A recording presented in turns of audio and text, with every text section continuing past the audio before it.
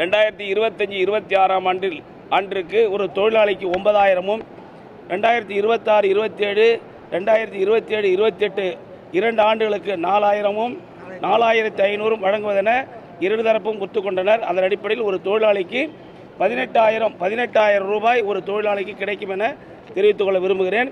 இப்பொழுது இருதரப்பினரும் தொழிலாளர்களும் முழுமையாக ஏற்றுக்கொண்டு இந்த பேச்சுவார்த்தை முடிக்கப்பட்டிருக்கிறது என்பதை தெரிவித்துள்ளது.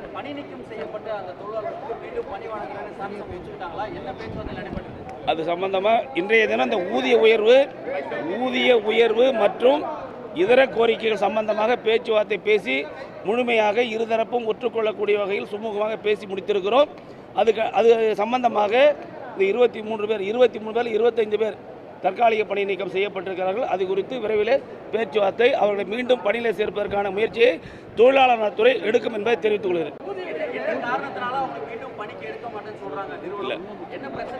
இல்லை, ஒரு நிமிஷம்.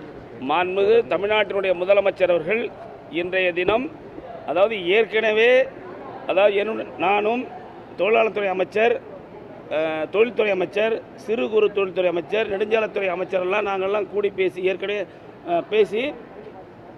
வேலை நிறுத்தம் நடைபெற்றது. அந்த வேலை நிறுத்தத்தை வித்ட்ரா பண்ணுறதுக்காக பேச்சுவார்த்தை நடத்தி முதலமைச்சர் உத்தரவு அடிப்படையில் சிறப்பாக முடிச்சு கொடுத்தோம்.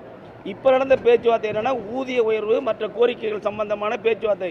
இது முழுமையாக 100% இருதரப்பினரும் தொழிற்சங்கமோ நிர்வாகமோ சுமூகமான உறவு ஏற்பட்டு இன்றைய தினம் முடித்திருக்கிறோம்.